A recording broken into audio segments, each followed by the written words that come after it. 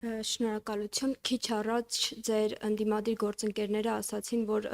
իշխանությունը խուսափում է անվանել այն երկիրը, որտեղից հիբրիդային միջամտություններ են լինում։ Ես խնդրում եմ արձագանքեք այս հայտարարությանը եւ իմ հարցը անհետ կորածների հարազատներին է վերաբերում։ Նրանք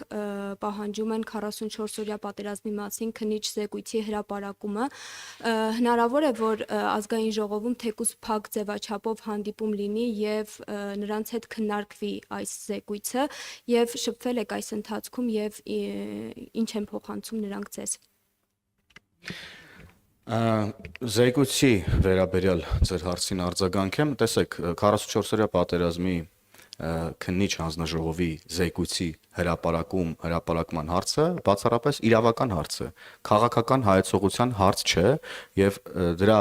հրապարակման պատասխանը իրավական ընթացակարգերով է տրվում։ Հետևաբար քաղաքական հայեցողությամբ դա չի կարող հրապարակվել որևէ կերպ։ Սրա մասին մենք բազմիցս խոսել ենք։ Ինչ վերաբերում է անհետ կորածների ծնողների, հարազատների հետ աշխատանքին, մենք նրանց հետ պարբերական աշխատանք ենք իրականացնում եւ այս իմաստով ես կարծում եմ, որ ամեն բան արվում է մեր կողմից,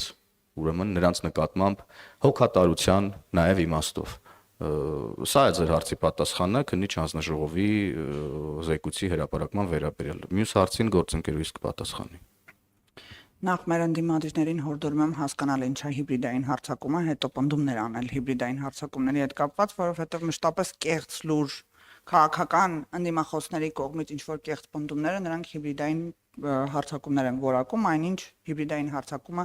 ամբողջությամբ տեղավորվում է այն տրամաբանության ներքո, որ դուք նշեցիք, այսինքն արտաքին միջամտությունը։ Արտաքին միջամտության տեսանկյունից տարբեր են երկրները եւ մենք տեսնում ենք շատ բացահայտ հստակ կերպով ասում ենք եւ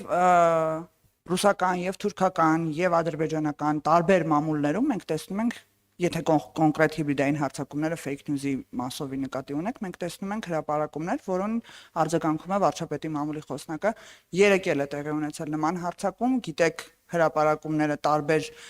անանուն կայքերում են լինում կամ շատ հայտնի կայքի որևիցե տար փոփոխությամբ, որպեսզի շփոթեցնեն քաղաքացիներին եւ այն տեղեկատվությունը, որը վերաբերվում է վարչապետի ընտանիքին, մեր կառավարող ուժի մասին ինչ որ անհեթեթ պնդումներին, մենք աշխատում ենք պրոակտիվ կերպով հերքել մինչեւ հայկական մեդիա դաշտը